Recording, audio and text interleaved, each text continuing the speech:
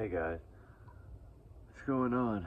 I wanted to come on and talk to you about something. I have just got some information. We've been asking some questions in the Emmanuel Haro case and trying to understand the first trial and how come he didn't get 25 years to life for what happened to his daughter. You know, she was under the age of 8. Well, evidently the full charges weren't necessarily brought on by the DA's office. So the judge can only try what he has. I knew this was going to cause problems because once the DA jumps on the judge for saying if he'd have done his job right, well, if the charges would have been right, the judge could have charged him for that. But the problem is there was certain charges that weren't on there. So he didn't have the option to put him to give him 25 to life because Jake Harrell pled too soon, right? I tell you, these criminals sometimes are smart. You know, if you plead before all the charges are in, then that's it. You're going to get what's on the table. And evidently what was on the table, he did get a pretty good amount of time for what was on the table because it was 6 years. His probation violation is going to land him in for 6 years. But then again, if he violated that in July,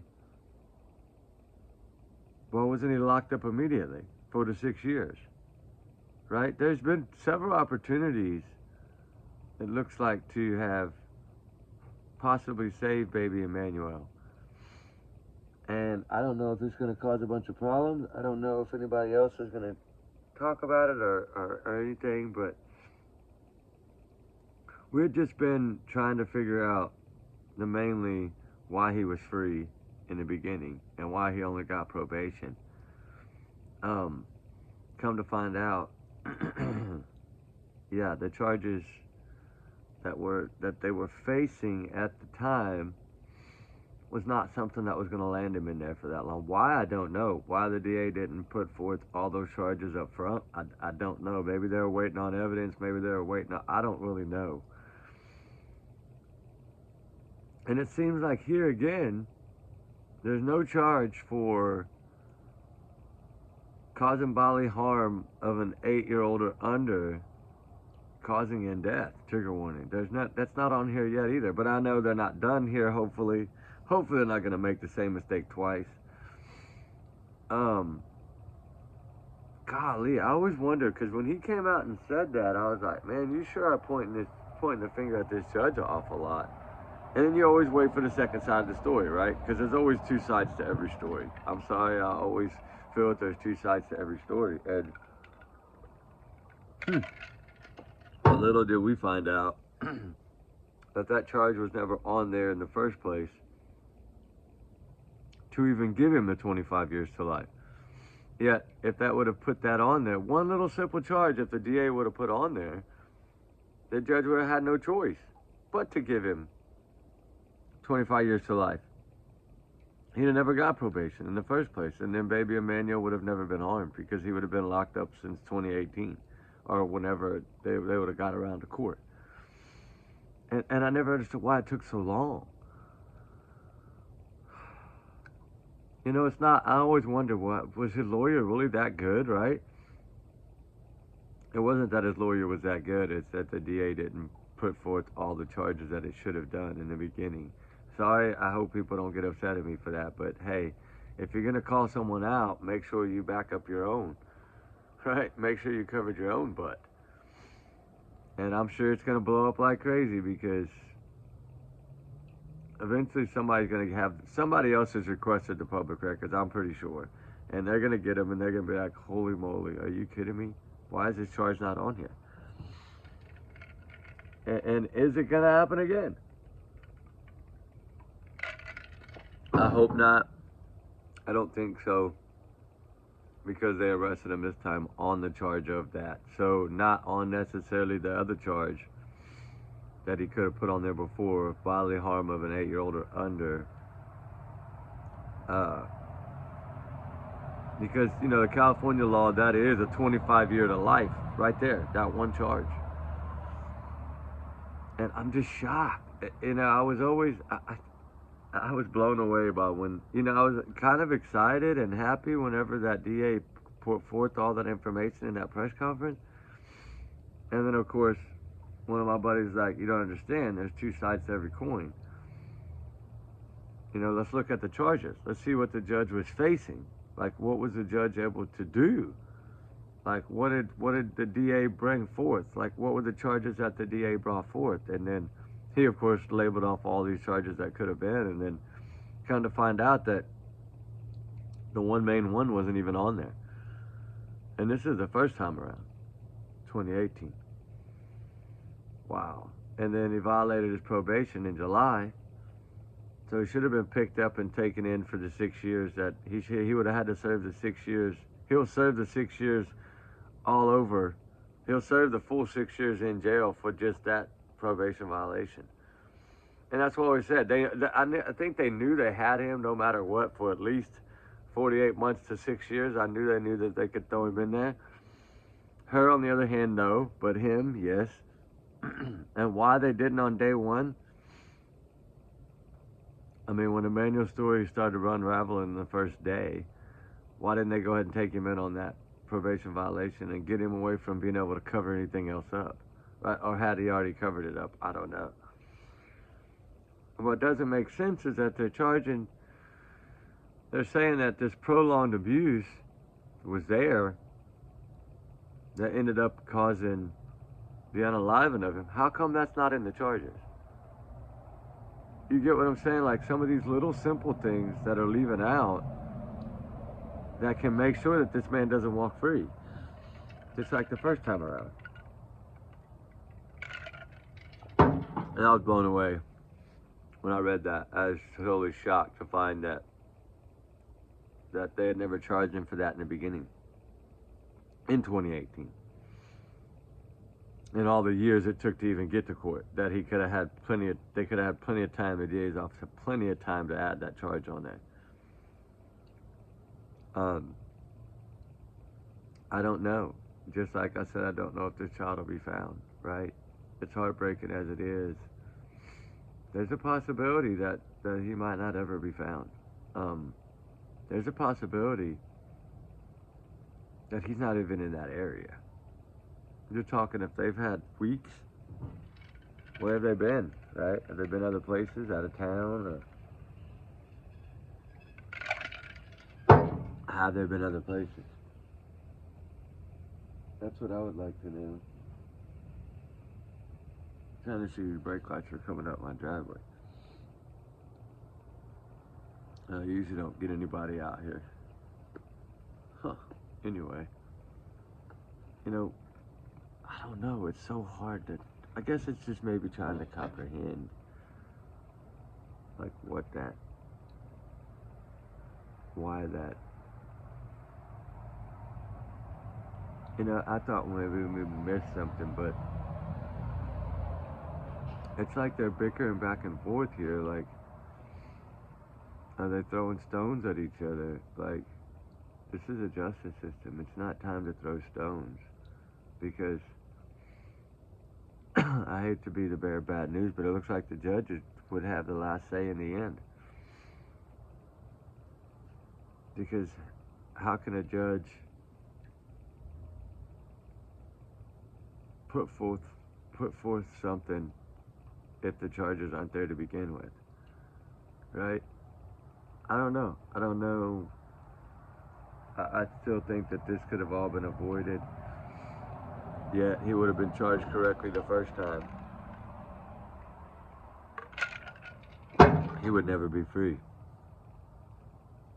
23, 24, 25. Well, in 2023, his little girl would have been just born, right? Because she's 2. And oh no, she might not have been born yet. Yeah, because she's only, well, she might have been. I don't know what month the little 2-year-old was born, but it looks like that she might have been pregnant at the same time that all this, that like he was getting signed probation and all that.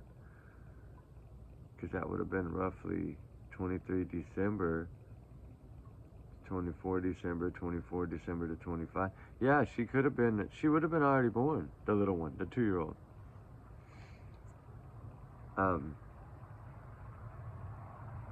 Wow, what a shocking moment, right? To understand that it's fixing to backfire in that DA's face.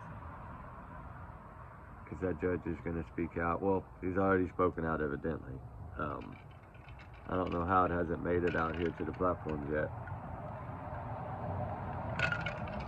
Because evidently he fired back the next day after that statement was made. And it seems like they're trying to keep it swept under the rug.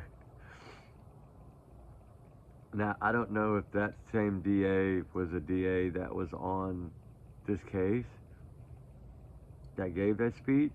I don't know that. I don't know if that's the same DA, if it was a different DA. I really don't know. But we spoke to Lauren, and she kind of filled us in on what charges weren't there and why the judge did what he did. And I was totally mind blown when I heard what I heard about certain things not being in the charges for the judge to get him with in the beginning. You know, sometimes I always say these pleas can come back and get you, right? Just like in the Koberger case, you know, we called that plea 8 months before it happened or 6 months before it happened. But, you know, if he's going to try to take it to the higher one and appeal, even though he signed a deal saying, you get what I'm saying? Like, you signed an agreement that you would never take a, you know, like you would never appeal it, right? Sorry, appeal is what I meant. You would never appeal, or you could never appeal, and then he's going to appeal. Right? You get it? Like you should think that they would think about these things before they come out and say it. Because if you're going to come out and say, well, he can't ever appeal anyway, then that means he legally cannot appeal, but that is not the case. And I think sometimes they sweep these little things under to give an overall picture of, well, we got him to admit to guilt, and now he's going away forever, and he's never going to be able to appeal. Well, that's not true. So don't say it. And that always bothered me, and I think that's why Kaylee's father and family and Maddie's family, I think they wanted to fight for a reason, is because they knew there's always a loophole. There's always something that can be boomeranged around, right? And to learn this in this little case of baby Emmanuel is really heartbreaking to feel, to understand now that we were just basically, in a way, lied to in a press conference. Sorry, but it's true.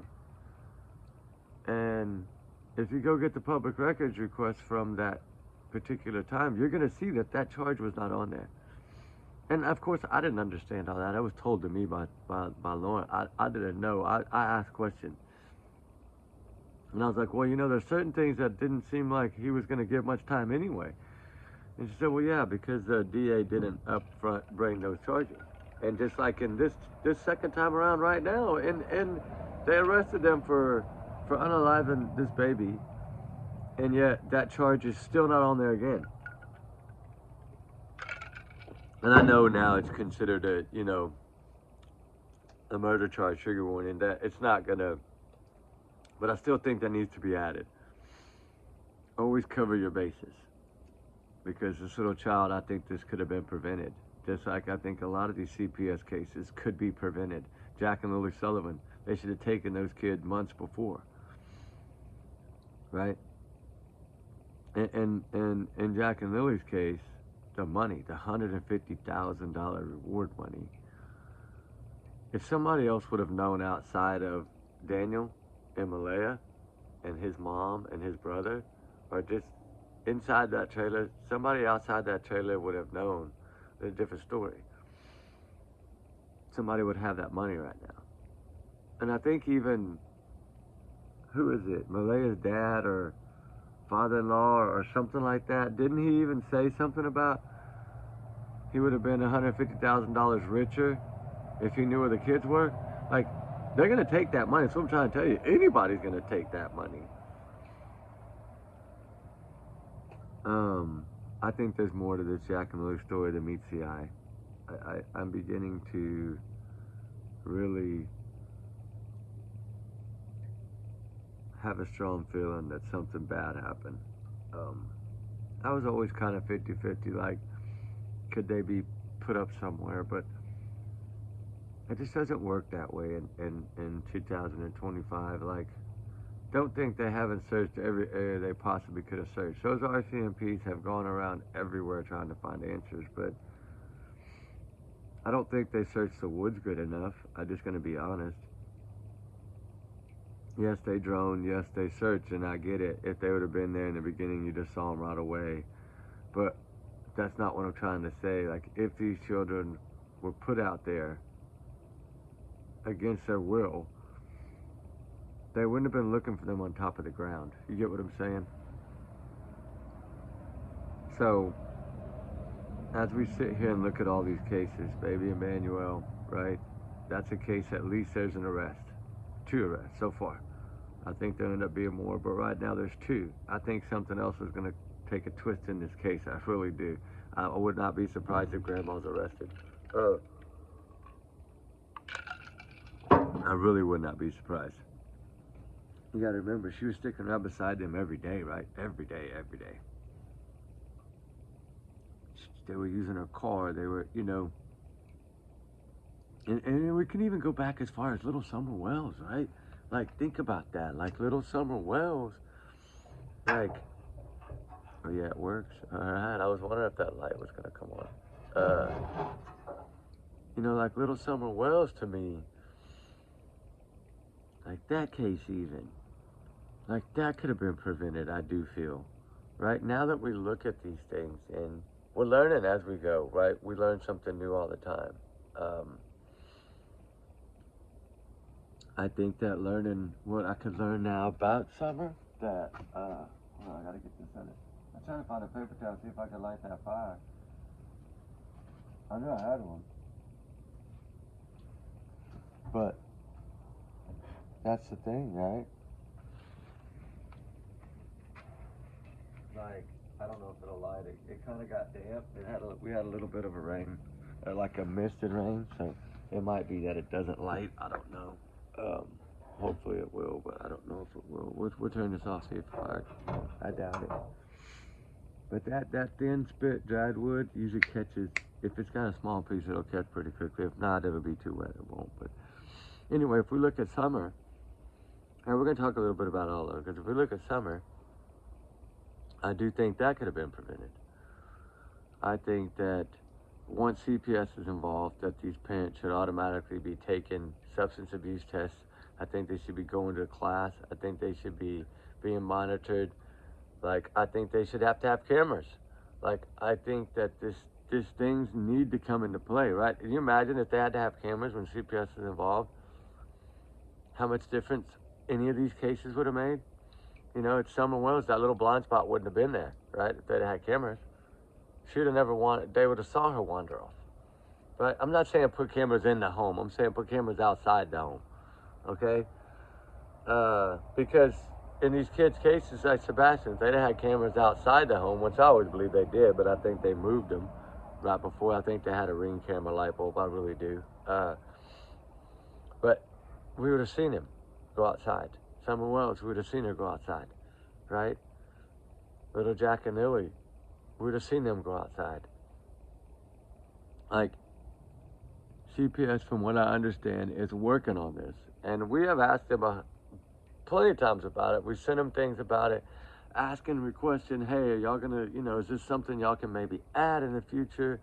Because I always felt like, okay, we can put ankle monitors on people on probation. We can do all that to track their whereabouts, okay? Why can't we take these CPS cases and put cameras on the outside of their homes? Like, I'm saying the government, like Child Protective Services, put the cameras up to where they know every angle is covered. They're monitoring the cameras if they need to where if this child is outside playing, or if this child, say for instance the Sebastian case, anytime he would have been outside, whether Chris would have sprayed him with the pressure washer, or whether that would have been true or false, we would have saw that, right? Like Little Summer playing outside in the swing, you would have saw her swinging, but you would have also saw her if she allegedly wandered off. I don't believe she ever wandered off, but they would have caught that, right? Wow, if we get that going on one paper towel, we did good. Because normally that don't happen when it's damp. And it might not. It might fade out. I got one more paper towel we could try one more time, but you know, think about these. Oh, I spoke too soon, right? I could try again. Let's see here.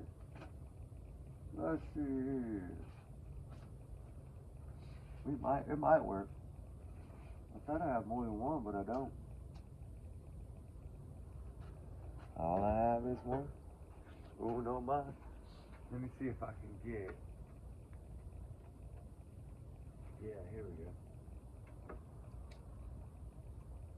Yikes, that's hot. Come on, baby. Get going. All it takes is that one little piece sometimes to catch it.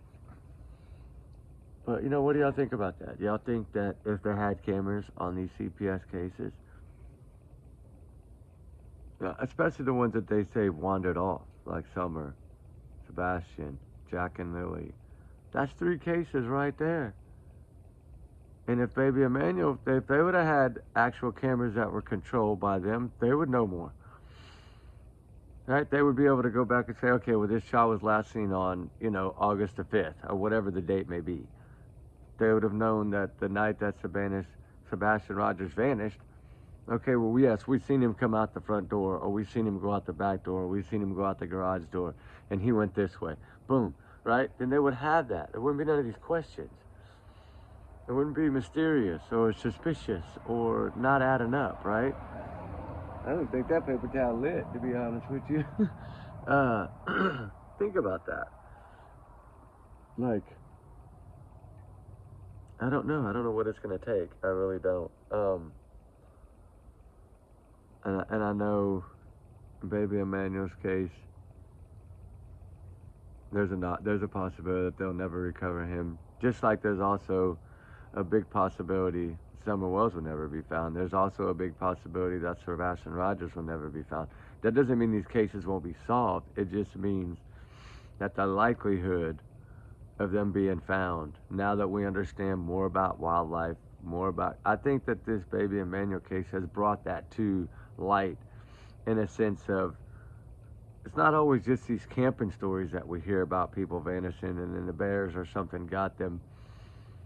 We learn more that if it can happen to an adult, it can happen to a child, right? And in these circumstances, do you think that a lot of them think that way, right? I don't know. I don't know, but I know that if Child Protective Services would step up to the plate a little bit more and install these cameras after the first or second complaint, that we would know a lot more. Right now, Sebastian Rogers' case wouldn't be a mystery. Summer Wells' case wouldn't be a blind spot mystery. Little Jack and Lily wouldn't be a mystery. They would all have answers, some kind of answers. Well, at least we would have that last sighting on that camera, whether it be surveillance or Ring or whatever. We'd have that last sighting like we see in a lot of these cases, right? Little Brian Vasquez, right? Sad, heartbreaking story that this child could have been saved. Here's another one that could have been prevented. 5 hours for 911 to answer that mother's beg for help. 5 hours. 10 in the morning to 3. Can you imagine? You call to report your son with special needs, missing, nonverbal. Please come help. Please. 5 hours later, they show up. In a big city like New Orleans? Make that make sense. Like, honestly, make that make sense. This child was seen on Ring camera at 10-something by that water area. Could he have been saved? I do believe so. Dogs would have found him quickly because they'd have picked up his scent and boom. He wasn't that far from home at all. And not saying that case compares. What I'm trying to say is that we saw the footage, right? So instead of doubting the mother's story or it not adding up or it being a red flag, we got to see him walking out of there in his diaper on this camera, and then we got to see him on this camera. And remember the little one in Houston? And what was he, 4 or 5? The autistic boy that was found in the golf course pond, bless his heart. He saw it on camera. Remember, he's walking right down the middle of the street in that neighborhood on Ring camera. And then poof, he vanishes when he made that corner. And then they found him a day later in that pond on like the 13th hole of the golf course. So, with that said, is that paper towel light? Hold on, I don't think it is. I'm determined. I know it's almost daylight probably, but I'm determined, guys, to get this thing going. I am determined.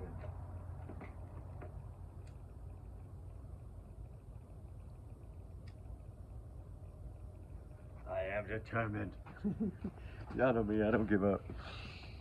You know, the thing is, though, if you think about it, remember the little girl that was headed from Oklahoma to Texas? They were going to South Padre, and she went out to get her charger out of the car, and it shows that last sighting. Remember, she was found 300 miles away with that pedophile? But there's the last sighting. You get what I'm saying? Is we always see these little clips and these little pictures, whether they're a Ring camera and they're not that clear, or whether they're crystal clear. We still have a last sighting, right? These are the parents that go above and beyond to protect their children. They install all these cameras indoors and outdoors.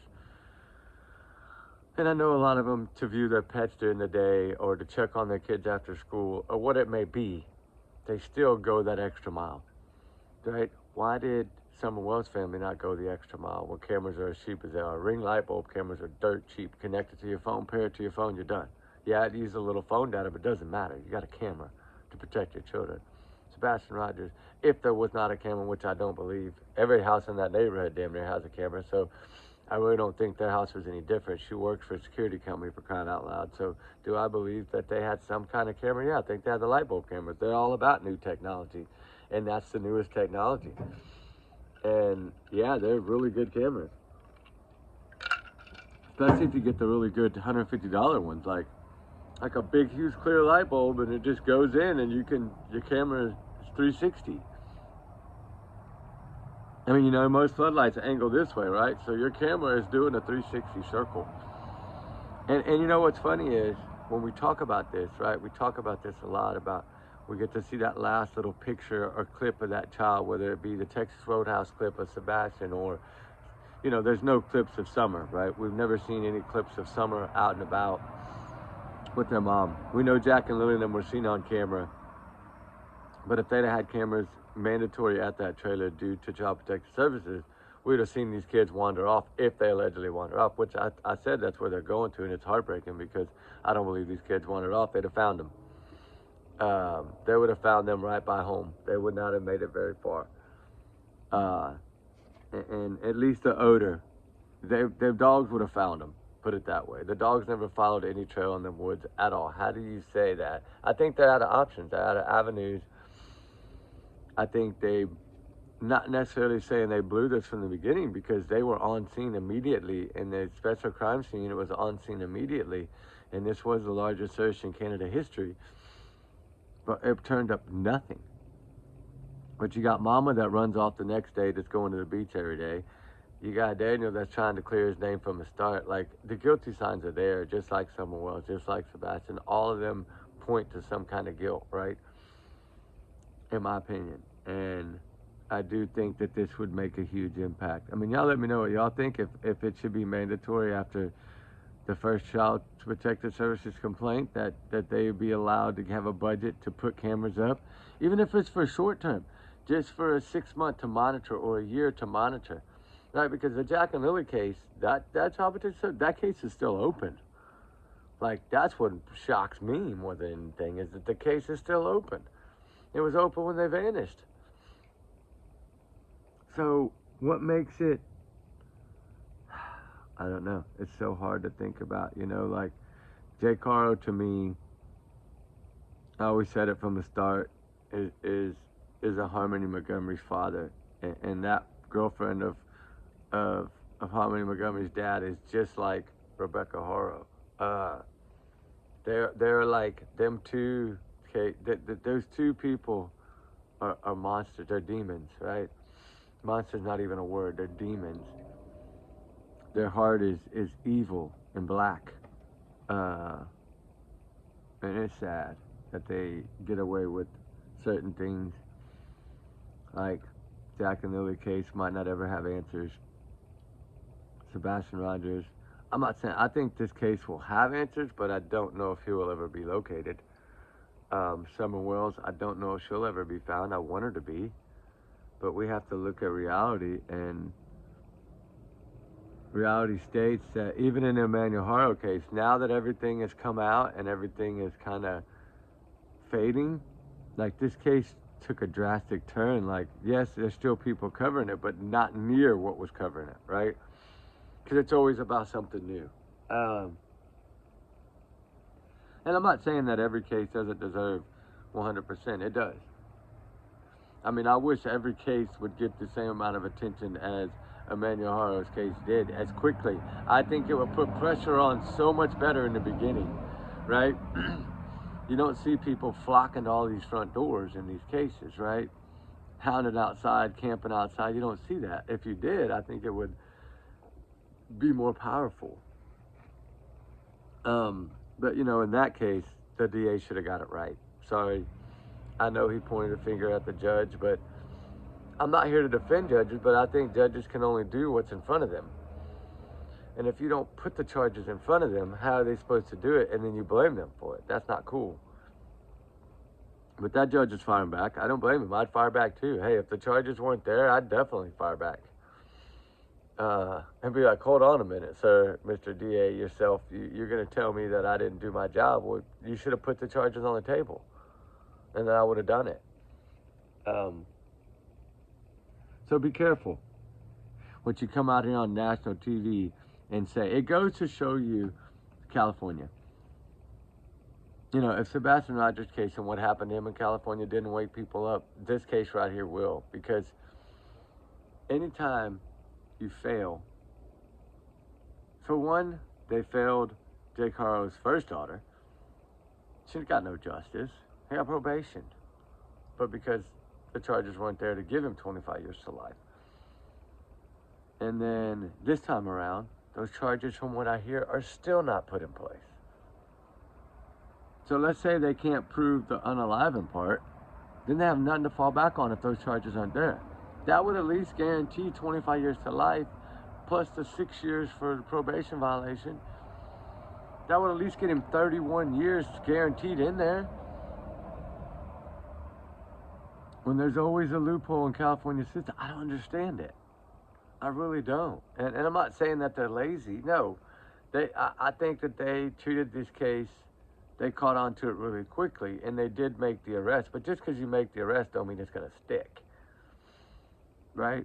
And I think we're learning that now from what that press conference was about, because I do think now that DA really bit off his nose to spite his face. That's how you even say it. I don't even remember. But, you know, it's going to backfire. Just watch. It's going to backfire. When these big outlets get a hold of it, this way, it's going to definitely backfire. Like Benny, this way. When they realize that you called a judge out and you really called him out for no reason and tried to throw shade at him for no reason, wow, that's going to be different. It's going to blow up like crazy. I do feel once people start reading it, and they're going to be like, holy moly, this dude, he's over here mabbling and blabbling, throwing a judge under the bus, and the judge is driving the bus. How do you throw a driver under the bus? Wow. This way, these big ones, Vinny, Nancy, somebody's going to get it. Nancy Graves probably. Somebody's going to, with brains, is going to grab it. And they're going to run with it full speed, I hope.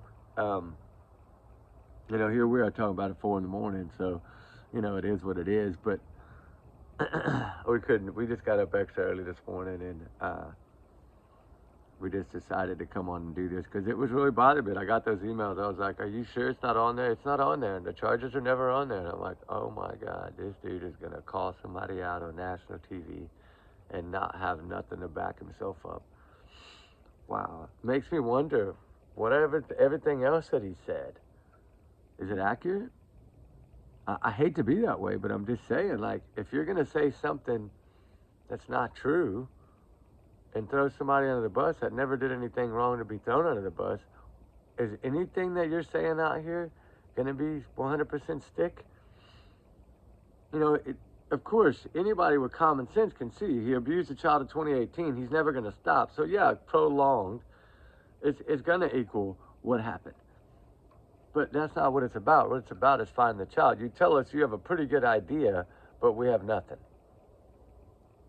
And if you take the Travis Decker case, for instance, I said on day one, if this man did this to his children, he is going to be within 1 mile of that campsite. I'd like to know how close those bones were found, but those could be animal bones too. It could have been somebody that cleaned an animal and cooked it there at the fire, right? We don't know that. I don't think so, but we don't know that. I'm not going to come out and say it's for sure his because I don't know. Although it is, I don't think it's a coincidence that they were found right there, pretty close. I'd like to know how close, and if they were in an area that was under rocks or in a little cave or in a tunnel or in a hole. Was it somewhere where somebody could have hid and done this to themselves? That's what I want to know, because you would think that that's what he would have done. Like, he didn't want to be found, so would he have crawled off in a cave or a den and done it? That's what I always wondered. If he did this, and that if he did take his own life, he would be pretty close to that site. And I think that's like a guilt thing. We know he had some serious mental health problems, and it's sad. I always call it combat stress. I think it's something from the war and the tours that really messed with his mind. And then once his world started spiraling down, his wife left him, and then it just kept spiraling even more. And he had a revenge for her, because when you marry us through thick and thin, it's no matter what. But people don't treat marriages like that anymore, and it sucks. To me, you know, my grandparents, 60 years marriage, 65 or 64 years, that's what you want to see in life. Not this, I trade you in like a driver's license type thing, right? And that's how I always felt, because I always felt like when you give your word to God like that, and you pass those rings on, and you say you're going to take care of someone through thick and thin, and sickness and health, no matter what, that's a commitment you make to not only God, to your partner. And I don't know. I've always felt different about that. That's probably why I've never dated or been remarried. I just not. I know I'm young, but it's not for me, because if you give that, it's hard to go against that, right? But some people, like, if you look at Chris Prophet, the reason I'm talking about this is because Chris Prophet's been married so many times, and yet now we're learning that a couple of these wives are starting to speak out a little bit. And I think they should. I think Nina shouldn't be the only one. I think they all need to come forward and tell their side of the story, right? This is their time to tell their side of the story. Hey, were they ever abused? Were they ever verbally abused, mentally, physically? Were they ever treated bad? Were any of the kids in their families, whether it be nieces, nephews, anything like that, ever picked on or harmed by this man? Like, those are the types of things I want to know. Because Nina had plenty enough to say. And I know we can only take it as 50-50. There's two sides to every story. I get it. But what she said seemed to paint the picture that was already painted. Like Don Wells, his picture was already painted as well. Candace, her picture was always painted as well. I think her mom, I've always felt like Candace was involved in this, like 100% in my opinion. And do I think that those boys know something? Yeah. But I think they were so young that they probably don't remember. And one day, I do believe that they will remember. They're going to remember something, whether it be a small detail or a big detail. I think eventually, I've always said, if the Summerwells case is solved, it's going to be two ways. It's going to be either someone stumbles upon her, or one of those brothers remembers something. And, you got to kind of let them grow, and then go into, you don't want to hound them all the time, which I'm sure they did in the beginning. You want to let some time, and then you want to talk to them again, right? Little bits and little bits. Maybe do the hypnotizing thing or something like that might bring an answer. And then Sebastian case, we're stuck with just Katie's word, pretty much, which I don't think I know some of y'all believe that Eric Craddock is behind all this, but if I'm to believe that, then why would he be debunking everything Katie said and Chris said, right? Like the shoes and the, like they need to speak to the media, the not begging, the, you know, don't you think they contradicted a lot of what she said early on from the second day forward. That's why I always felt like they meant well. Now, I'm not saying I trust the other one, but as far as Craddock, I always felt like he was at least comes out and tries to debunk anything they've ever tried to do or claim, right? And now I'm not going to say that everything was perfect, no, because I still think that aluminol and all that should have been done in the house right away. I do feel that. I think, like, you know, take for instance Maddie Soto. Okay, this happened on the same day as Sebastian. They were both reported missing on the same day, not the same times. One was morning, one was afternoon. But look how they treated that house early on. They kicked them out, put them in a hotel. Tell me that they weren't serious about that? That was their gut feeling, but they acted on it. And guess what? It paid off, right? Yeah, it paid off. And that's why I always felt that Jen will get her punishment as well. I do believe she'll get her punishment. I think it bothers her every day.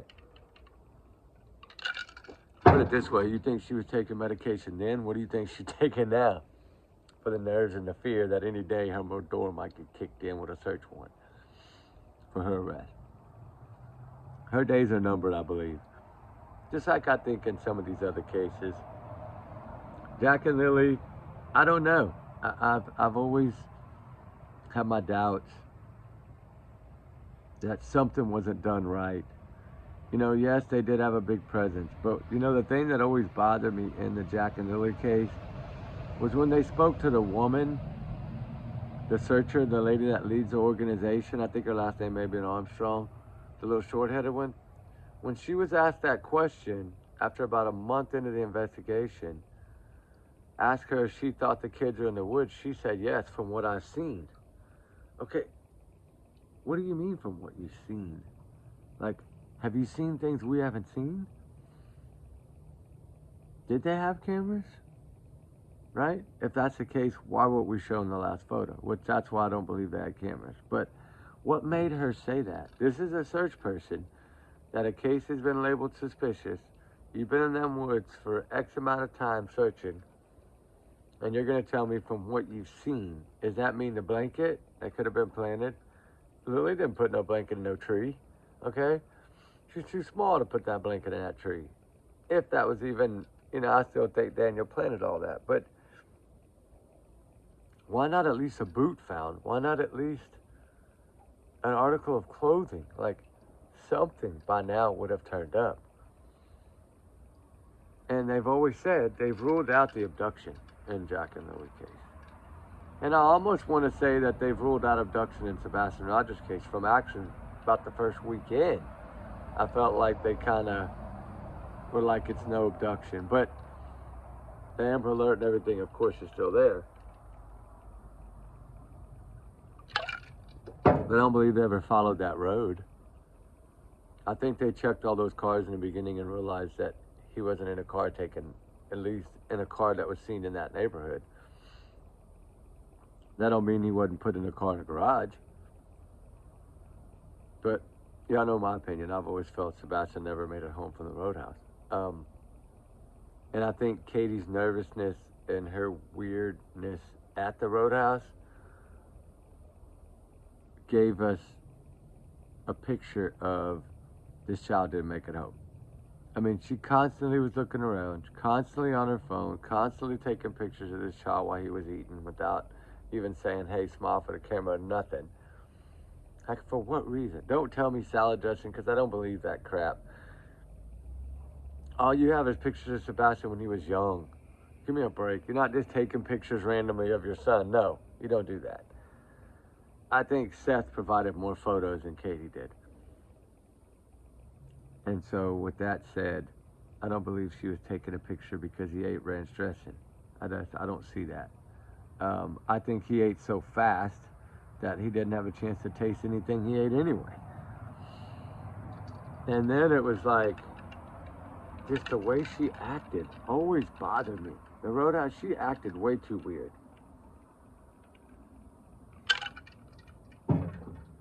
But, and then I've always felt like the headlamps, the flashlight video was just a way to make it look like this child ran away. And she made a mistake and didn't turn the headlamp off. But that's just my opinion. But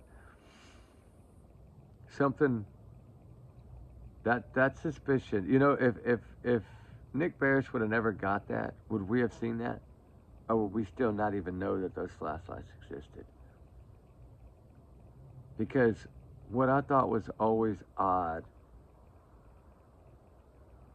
was that they knew this in the 8th day, right? Because the day they started speaking to Chronicles of Olivia and stuff, she asked that question. So they already knew about it at day 8. Okay? So is that telling me that law enforcement showed them a different video, like the trash truck up on the hill coming down? Is that the video they saw and they never really saw this other video until Nick Barris put it out? Because Nick Barris said that this one is getting the most attention from law enforcement and that it's in the case file. So that tells us right there that that video is evidence of some shape or form. And I don't think it's a coincidence. I've never thought it was a coincidence. I think that video led them to the landfill search and some other things that they possibly found that they will never tell us until it either goes into a cold case file or it's solved. I think they worked on this case knowing the importance. Even if it's 1 or 2 detectives, I still think that they still try on this case. I'm not saying they've given up completely. I'm not gonna say they haven't cut way back, but they might only work on it a day a week, 2 days a week. But as long as somebody is checking on things, that means that it's still in the spotlight. I think with the pressure mounting up, especially Seth going outside that police station, sheriff station, right, doing that, I think it does put a little more pressure on them. And it's and the way is when it comes from a family member, that's when it's more powerful, right? Law enforcement takes it more serious when the child's mother or father is standing out there screaming, not people like us, right? They don't care about us. We're just from another state. We can stand out there and scream all we want. Doesn't matter to them. But when the parents get out there, I think that adds the pressure. And I truly believe that Seth Rogers has fought for Sebastian.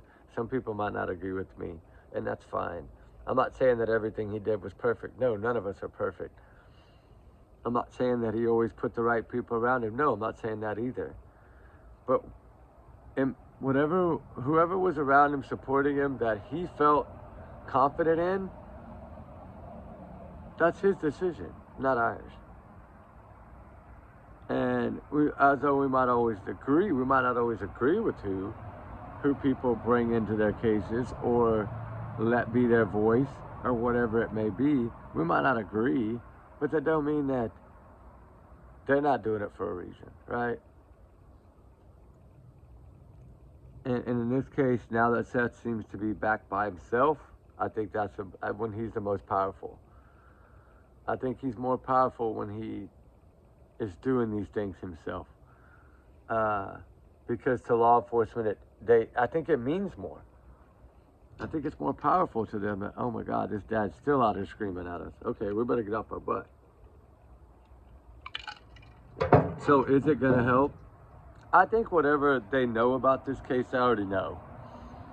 I think whatever this new stuff is that's twirling around out there in the tornado is eventually gonna stop and it's gonna come forward, and that's what I think will make or break.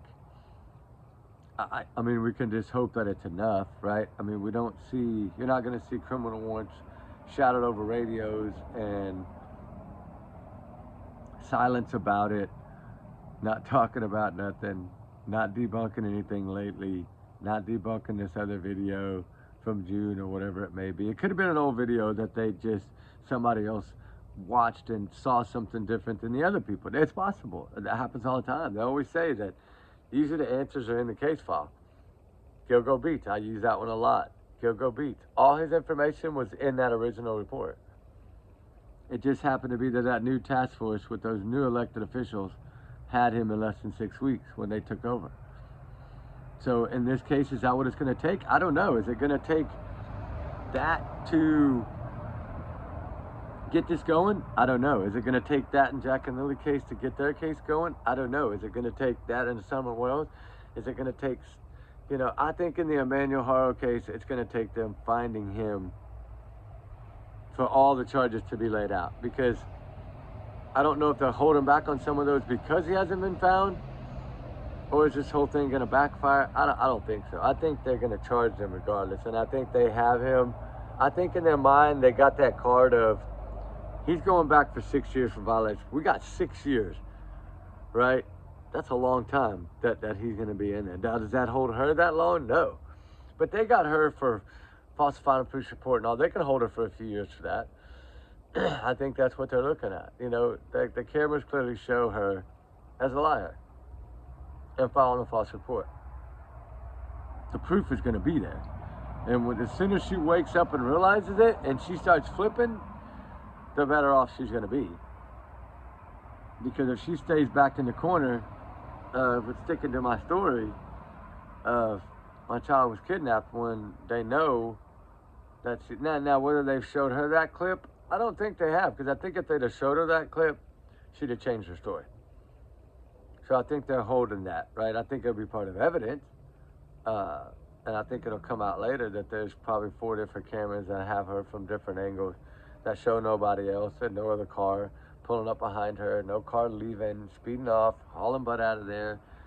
It looks like she stumbles on her own, like catches herself. Like if she'd have been hit, she'd have fallen, she'd have busted her head wide open on that concrete. If she'd have been knocked out, she couldn't have braced her fall, right?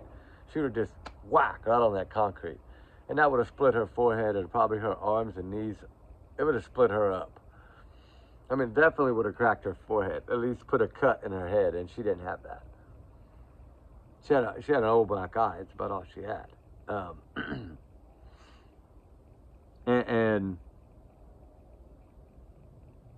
you just never know, right? Summer Wells, all these little cases fall in that 5%. And it's so crazy to think about. Each one of these cases has some form of Child Protective Services involved. I believe Jack and Lily, Summer, Sebastian, Emmanuel, Harmony Montgomery. They're the ones that aren't found yet, what I'm saying here. Yeah. Stephanie Darwin up there in New Haven, Maine on the Canadian border. It used to be from Texas, and her parents ran from Child Protective Services, because in Texas they will get you. They don't care if you're eating your dinner at Whataburger, they're going to arrest you. They don't care about your hamburger. So, as we look at all of them, then we wonder, will the answers ever come to light?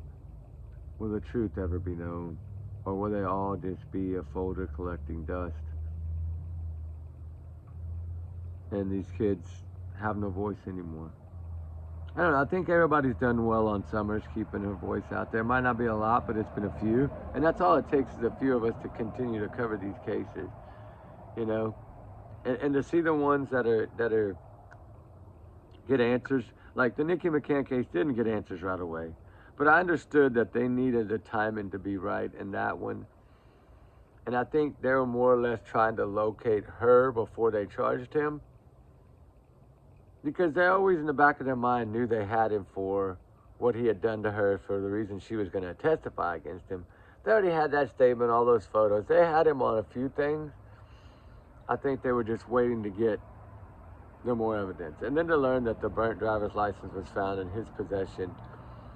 The sheet in her truck, the odor in her truck. Like, they had all this from the get-go.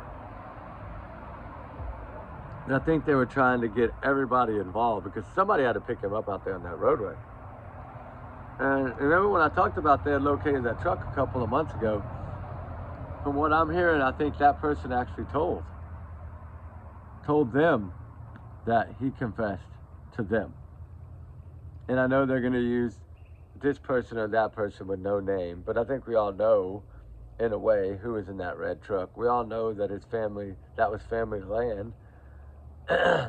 We all know his mom told a BS story, a lie straight out to police in the beginning. Will she go down? Yeah, I think the mom will be arrested too. Just like I think there's a couple other people that are going to be arrested in this case. Now, the one that actually picked him up, I don't know about that, because that could be really the only person that they have as a witness. So it's kind of hard. But Suzanne Simpson, right? They have her daughter, the 5-year-old, that spoke up to the teacher and said what Daddy had done to Mama that day in the house, that morning in the house, or that night before in the house. Right? I think that, I don't think he'll get out, just like I don't think Barry Morphew. I know a lot of people are saying, well, he's going to get his bail. He's going to be able to put it. He doesn't own enough anymore to put up $3 million. Because it still needs to be, what, $3 million worth of property? He doesn't have that. He's got a little trailer park worth maybe $150,000, $200,000, maybe $500,000 at the most. And I think that's why he wanted $500,000 bail, is because he could afford to do that. But remember, when he did what he did to his wife, to Suzanne Morphew, he took away his lifeline, because she was the money. I've always said it. Her family had money. They were money. She dumped all her eggs into that family basket. He just took advantage of it. And then he got all that money for that house. What, over $1 million? It's all gone. Why is it all gone? Because she was the saver, not him. He spends it on toys and hunting and this and that and the other, right? The thing is will he get, there's a chance that he might bond out. I'm not going to say he won't, but it's slim to me. Do I think he'll be able to walk out of there? Well, for one, he's got to stay in Colorado. If he can barely only do a $500,000 bail with everything that he owns in total, how in the world is he going to do a $3 million? I don't see it. But then again, he might get people, I don't know who would stand by his side right now, but especially the ones that know him, like, if they think he's a runner, then they're dang sure ain't going to put their money up, or they ain't going to put their property up. Or they don't want him to take it. His daughters don't have that kind of money. I know that everybody's saying his daughters are sticking by his side, but you know what? They're not seen around that area. I don't know if they're 100% supporting him anymore, or if they're just like 60-40 now. And I guess we'll learn more when it comes to trial, but I do think eventually they're going to wake up.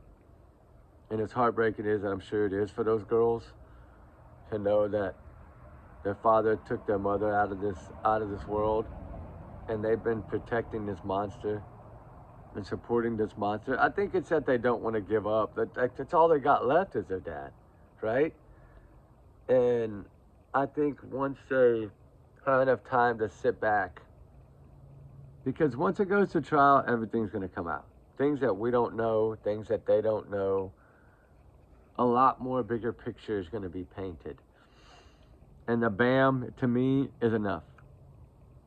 That's enough to show that it was him. He wasn't chasing chipmunks. He was chasing that woman around the yard, bless her heart. And the daughters have to face that. That after he darted her, he was chasing her around. That's sad, right? To think about. He treated her just like she was an animal. And then to know that he moved her probably twice or 3 times.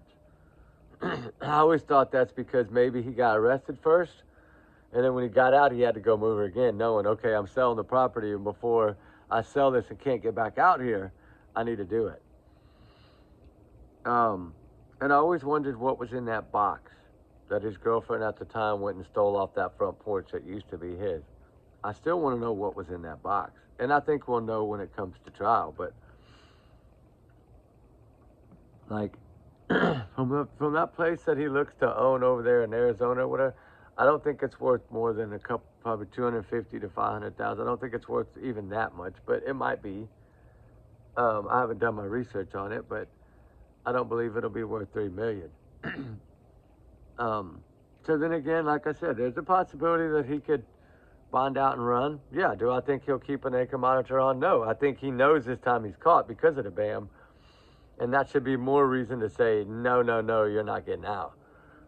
But this is a judge that felt like, I guess, maybe she did the right thing. We'll see. If he is able to get out, and he does run, and he's gone, and he ends up in Canada or the Philippines or somewhere way off, people don't realize this. Private planes fly all the time. I can take your passport, yeah. That don't mean I can't fly on a private plane somewhere and land on a strip of island somewhere that I don't have to check in anywhere. Private islands all over the world. Like, who's to say that he doesn't already have that set up? Who's to say that his daughters won't help him?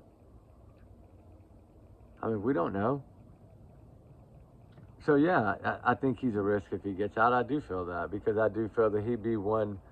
The way he is, he could live out there in the boondocks and live off the land and camp and all that. We know he can do that. He's a hunter. He can live out in those woods for a while. He could lay low for a while. Do I think he would self-harm? No, I don't think so. He's too much of a coward for that.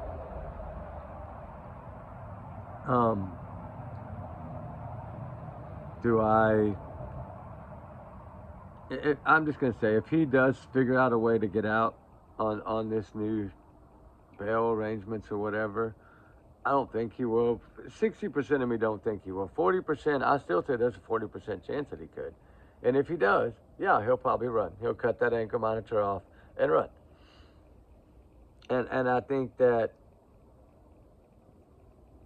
when you try to track someone down here within the United States, it's different than trying to track someone down that can get on a private jet and end up in Jamaica or somewhere like that. It's a big difference. There's so many places you can go hide and never be found. And the ankle monitor can be cut off in seconds. You can cut that off when you're on a back road somewhere and then drive 30 minutes to an airport and they'd never be able to find you, right? So yeah, there's ways around it. But when it comes to like these other cases where there's no arrests yet, you know, Summer, Jack and Lily, Sebastian, Stephanie Darwin, like there's some of these cases that have no answers yet, right? Jason Landry, there's a lot of them. Harley Morris out of Lubbock, Texas. We don't talk about him enough anymore. Like, there's always these weird, suspicious things, but no answers. Blows my mind. Anyway, guys, I did not realize we're over an hour. I got to get to work. I have an appointment this morning at 6:50, so it's 6 o'clock now. I can see the blue coming in the sky, so I know it's 6. God, we started this at 5, so wow. All right, guys, y'all be good. Y'all be safe. Remember, trigger warnings always. Y'all's comments, y'all's nails alone, not to reflect the channel. We do our research together. We're a big, hard, little family. Allegedly, these are my opinions, thoughts, theories, free speech, speculation, whatever you want to say. Rumors, gossip. I don't care what you say. It's educational. But everyone is innocent until proven guilty in the court of law. So we'll see what happens. All right, guys. Prayers for all these missing, all these runaways that run for a reason. I hope we get all the answers we need. And I do hope that this judge fights back a little more with this DA in California, because I think that the judge has some grounds here. And hopefully it'll all come out and y'all see it. Nancy Grace, somebody's big's going to cover it. They got to. All right, I hope they do. Anyway, guys, y'all be good, be safe. We'll talk soon. All right? Trigger warnings always, guys. All right.